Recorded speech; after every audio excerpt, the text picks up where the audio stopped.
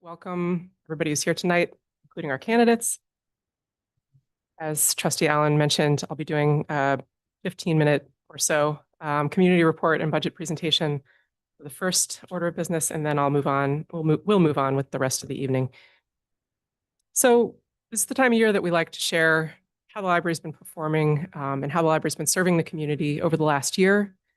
And then I'm going to talk a little bit about what we're looking for our budget for 2026-27 and talk a little bit about the upcoming vote and election. So we're starting with a very high-level summary, and these are all of the categories that we routinely report out to the state, but it's also what we consider to be our core services here at the library. So we've seen some nice increases across many of these categories. I'll just call out a few, including the visitor increase that we saw, which was a nice 9% increase. We also did a lot of work in the area of ramping up our volunteer and internship hours. So we saw a huge increase on that count, a 76% increase, which is really credit to our community engagement department, which we have enhanced at no extra personnel cost. We created that department from within the staff that we had, and we pretty much tasked them with rebooting those programs. We also saw a great increase in our museum and adventure pass program. Our digital circulation is up and our room use is up. And I'm going to get into a little bit more detail about those categories as we move through the presentation. In terms of our digital circulation, it's really been increasing steadily since 2019, which probably isn't much of a surprise to anyone here.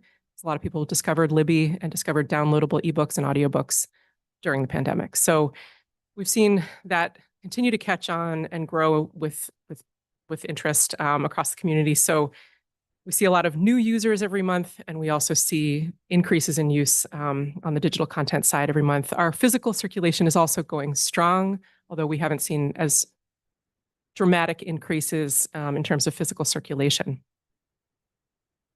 Our community spaces, we have a number of them across the district. We have 12 meeting rooms and 18 study rooms, and they get a lot of use. We have a quote here from an organizer of a community group. It's a crafting group, a group of 20, 30-somethings. And the Ladybug Club is here meeting at our Howe branch in the South End. This is a lovely quote, just kind of showcasing how this one community group felt about using the library's free spaces and how important she felt in terms of its ability to knit together our community and be part of that important social infrastructure that libraries provide. We also see a lot of use of our study rooms with job seekers who are doing Zoom interviews in our study rooms because it's very awkward to do your Zoom job interview if you're at your job. You got to go someplace else. So people come to the library to do that, and that's a new kind of use of those study room spaces. I want to talk a little bit about library-fueled adventures. We do this in a number of ways. Sorry, reboot. Please remind me later about that reboot. So we added 3 new adventure passes in 2025. We added the Egg Presents passes, the passes to the Madison Theater, and pass to the National Museum of Racing and Hall of Fame in Saratoga. Our Museum and Adventure Pass system is easier to use than ever because you can actually reserve online for the day that you actually want to use the pass, which is a great boon to a lot of the folks who take advantage of those passes. We've also tripled the number of local history programs that we offer. We partner with Discover Albany. We partner with city historian Tony Opalka, the Albany Institute, the Underground Railroad Education Center, and Historic Albany Foundation. We actually partner with the Historic Albany Foundation to do a repair cafe a couple times a year. Draws a healthy number of people. Upwards of 60 people show up to repair their screens for their windows and lamps and various household items. So that's a great example of where history meets our makerspace, really. Or rather, Historic Albany Foundation and the makerspace come together to offer a unique program. We also have a number of programs that happen in our makerspace. We partner with UAlbany. We partner with various organizations to bring artisans and unique maker experiences to our makerspace, which is located here at Washington Avenue. And I encourage anyone who hasn't visited to please come and check it out. it's a very, very cool space for young and old makers. I want to talk a little bit about our early literacy programming. We offer a growing readers program for ages 0 to 5, and we welcome families and caregivers to join growing readers. We know that when we support early literacy, it helps children succeed throughout their entire academic careers. So we have a number of incentives to encourage growing readers along. One of them is free book giveaways periodically during the course of their time as a growing reader. And we also offer programming that supports growing readers on a weekly basis at all of our locations. At APL, we also support the right to read, your right to read. So our board years ago joined Unite Against Book Bans, which is an American Library Association initiative that supports everyone's right to read nationally. And I was very encouraged and proud to see Albany support that with such enthusiasm at the time that the board voted to be part of that initiative. We also partner with the Civil Liberties Union every year to offer a Banned Books Week series of events. So that those are just a couple of the ways that we showcase our support for your right to read. And we also have policies and procedures in place that also do that. We've also offered a number of bilingual story times in the last couple of years, and we continue to build on those important opportunities to encourage reading in one's native language, whatever that may be. Our community engagement department I spoke about a little bit earlier.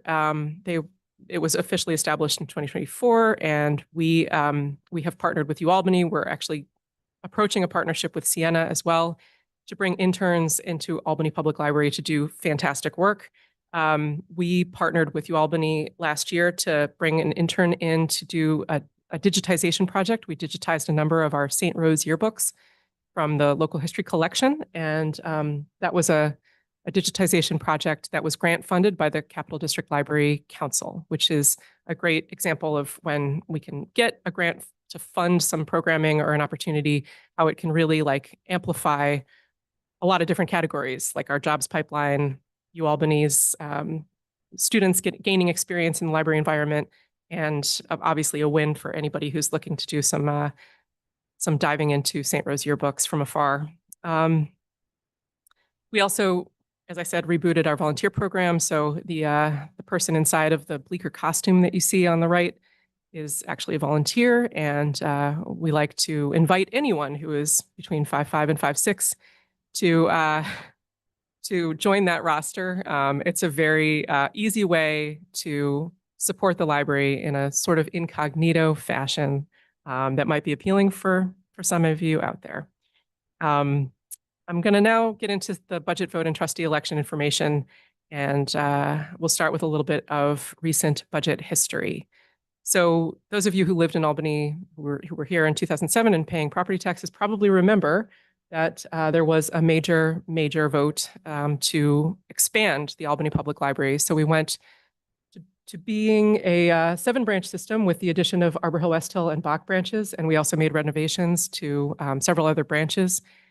We, since 2011, have the board has kept the operating budget tax increases well under the tax cap.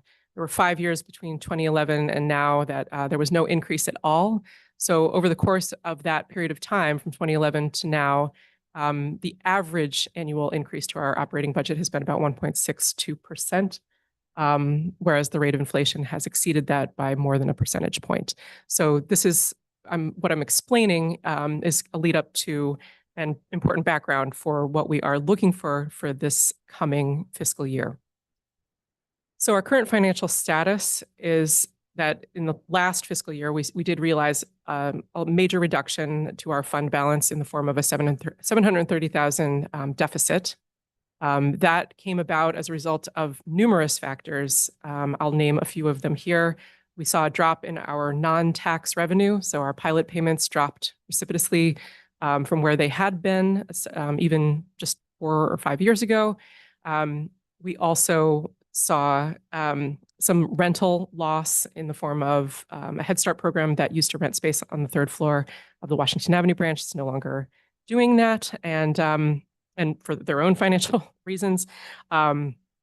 We also saw increases in healthcare costs We saw increases in utilities costs, the same way that so many organizations have seen those steep increases. I also want to note here that 78% of our operating budget goes to salaries. So we are a union shop. We have a CSEA local here at the library. 90% of our staff are union. So that 78% of our operating budget that goes to salaries, benefits, and New York State retirement contributions is a very critical and key component of our operating budget each year.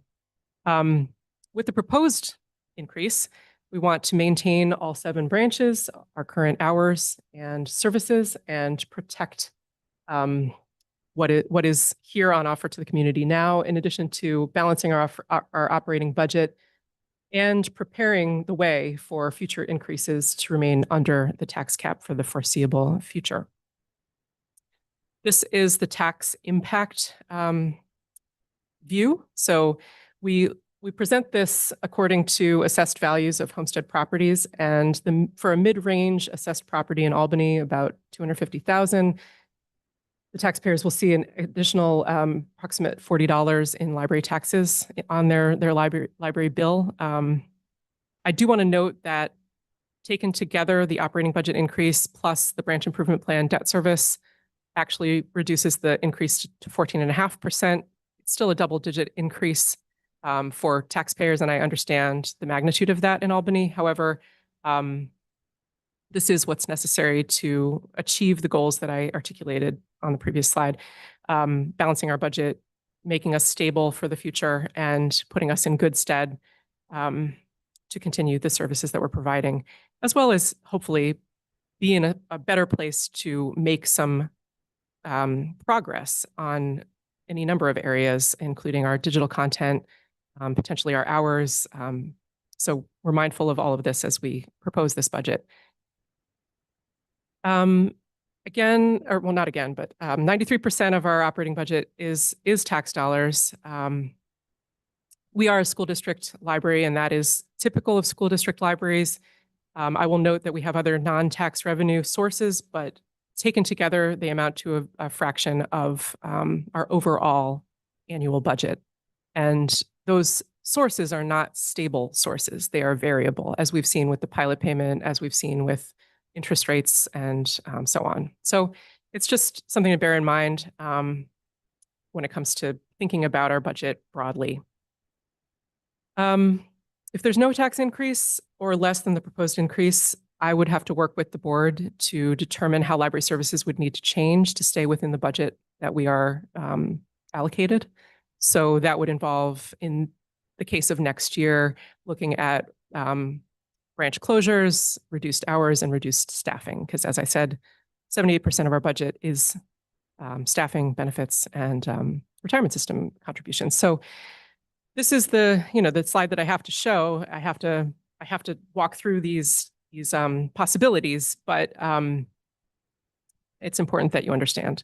So May 19th is the budget vote and the trustee election. We have 9 candidates here with us tonight. I'm not going to spend time going through. We're about to introduce them anyway. So I would invite Trustee Allen back up, and she will MC the rest of this evening. And thank you all very much.